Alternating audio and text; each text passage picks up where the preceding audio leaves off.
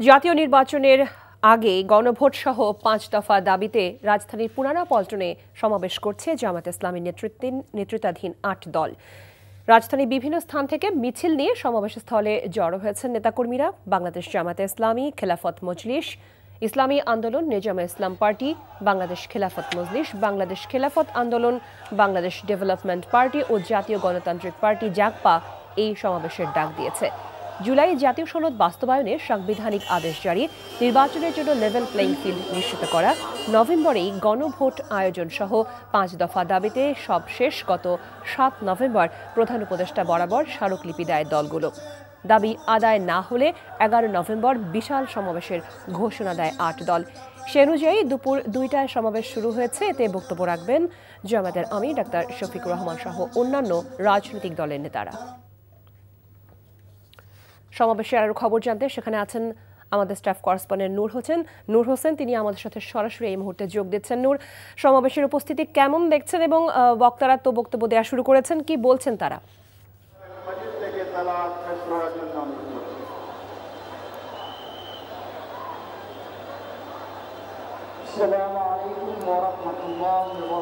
লোপা, বাংলাদেশ জামায়াত ইসলামী, ইসলামী আন্দোলন বাংলাদেশ সহ ৮টি রাজনৈতিক দলের যে কর্মসূচি, সেই কর্মসূচিটি এইমাত্র পবিত্র কোরআন তেলাওয়াতের মধ্য দিয়ে শুরু হচ্ছে।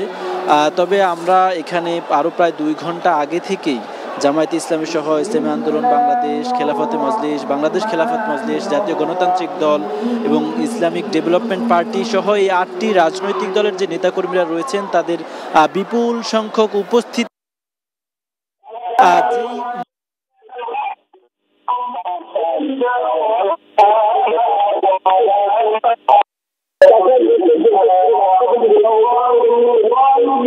দেখছি নাইটিঙ্গেল মোড়, ফকিরাফুল এই পর্যন্ত, পুরো কাকরাইল মোড় পর্যন্ত পুরো রাস্তা যেটি রয়েছে এই সড়কটি পুরোটিতেই এই রাজনৈতিক দলগুলোর যে নেতাকর্মী রয়েছে তাদের বিপুল সংখ্যক উপস্থিতি আমরা দেখতে পাচ্ছি।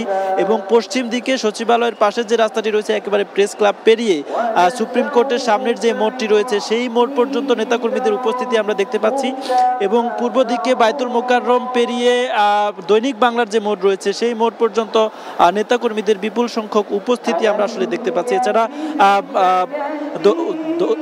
দক্ষিণ দিকের যে রাস্তাটি রয়েছে, সড়কটি রয়েছে যেটি গুলিস্তানের দিকে গেছে, সেই সড়কটিতেও বিপুল সংখ্যক নেতাকর্মীদের উপস্থিতি রয়েছে। জামায়াত ইসলামী সহ ইসলামী আন্দোলন বাংলাদেশ এবং অন্যান্য যে রাজনৈতিক দল রয়েছে তাদের নেতাকর্মীরা যেমনটি বলছেন, তাদের যেই ৫ দফা দাবি রয়েছে এই ৫ দফা দাবি যাতে সরকার মেনে নেয় সেজন্য তারা আজকে সমাবেশ করছেন। এবং তারা সুস্পষ্টভাবে ঘোষণা করছেন জুলাই সনদ বাস্তবায়ন না করে বাংলাদেশ কোনোভাবেই যাতে নির্বাচনের দিকে না যায়, নির্বাচনের দিকে যাত্রা না করে সেই ঘোষণাটি তারা এখান থেকে দিচ্ছেন। তারা বলছেন যে জুলাই সনদ বাস্তবায়ন করে, জুলাই সনদ বাস্তবায়ন আদেশ জারি করার পরে সেই আদেশের আলোকে গণভোট জারি করা হবে, গণভোট করা হবে এবং সেই গণভোটের মাধ্যমে যে জুলাই সনদের আইনি ভিত্তি তৈরি হবে তার আলোকে আগামী জাতীয় সংসদ নির্বাচন করবার দাবি তারা করছেন। এছাড়া তারা এর বাইরে তারা বলছেন হচ্ছে সংসদের যে উচ্চকক্ষ এবং নিম্নকক্ষ গঠনের কথা রয়েছে, আগামী সংসদ যেটি হবে সেটিকে তারা দ্বিকক্ষ বিশিষ্ট সংসদ বলছেন। এবং তাদের অধিকাংশ দলের দাবি হচ্ছে এখানকার যে সংসদটি হবে সেটি নিম্নকক্ষ এবং উচ্চকক্ষ দুটিতে যাতে পিআর পদ্ধতিতে নির্বাচন করা হয়, অর্থাৎ আমাদের যে চলমান পদ্ধতিতে নির্বাচন হয় সেটি না করে প্রপোর্শনাল আনুপাতিক হারে যাতে নির্বাচন করে সংসদ সদস্য করা হয়, দুকক্ষেই তারা সেটি নির্বাচন চাচ্ছেন। এছাড়া জাতীয় পার্টি সহ 14 দলের নিষিদ্ধ করবার দাবি তারা এখান থেকে জানাচ্ছেন। বিগত স্বৈরাচারী সরকারের আমলে সারা দেশব্যাপী যে গুম খুন হয়েছে সেই গুম খুন সহ সমস্ত দুর্নীতির বিচার যাতে নিশ্চিত করা হয়। আজকের এই বিশাল সমাবেশ থেকে জামায়াত ইসলামী সহ অন্যান্য যে রাজনৈতিক দলগুলো রয়েছে সেই দলগুলোর নেতাকর্মীরা এই দাবিগুলো জানাচ্ছেন। লোপা, আমরা জানছিলাম ৮ দলের সমাবেশের খবর। সমাবেশের আরও খবর জানাতে জাতীয় প্রেস ক্লাবে আছেন আমাদের সহকর্মী নাজিবুর রহমান। সরাসরি তার কাছে চলে যাচ্ছি। নাজিব, সমাবেশের সার্বিক পরিস্থিতি আপনি কেমন দেখতে পাচ্ছেন এবং এই জনভোগান্তি এড়াতে দলগুলো কি ব্যবস্থা নিয়েছে?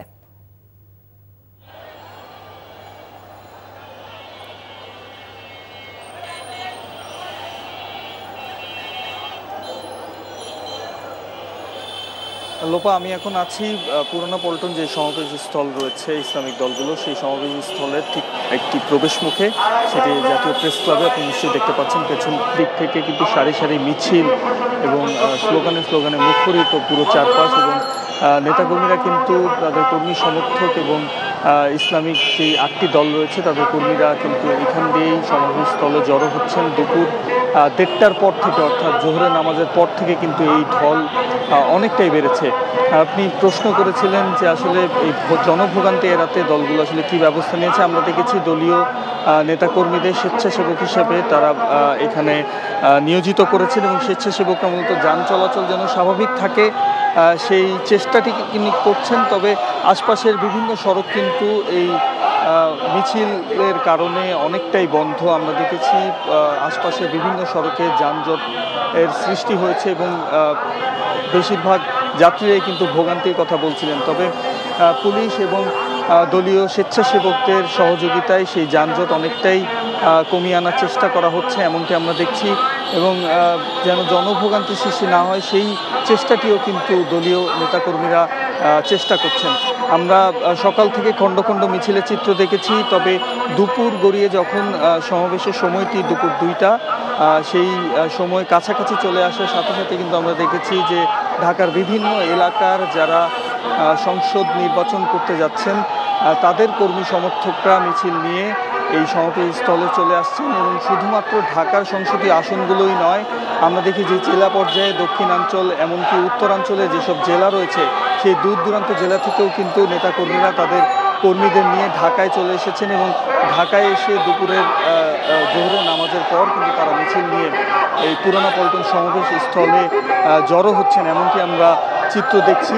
সেই সাথে আইন শৃঙ্খলা বাহিনীর সদস্যরাও কিন্তু নিরাপত্তা দেওয়ার ক্ষেত্রে তারা তাদের দায়িত্বগুলো পালন করছেন। বিপুল সংখ্যক আইন শৃঙ্খলা বাহিনীর সদস্যদের আমরা দেখেছি ঢাকার বিভিন্ন পয়েন্টে, এমনকি সাদা পোশাকেও তারা দায়িত্ব পালন করছেন যে কোনো অপ্রীতিকর ঘটনা এড়াতে।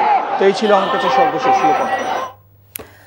8 দলের সমাবেশ ঘিরে যে সার্বিক পরিস্থিতির প্রস্তুতি, সেটির খবর আমরা জানছিলাম।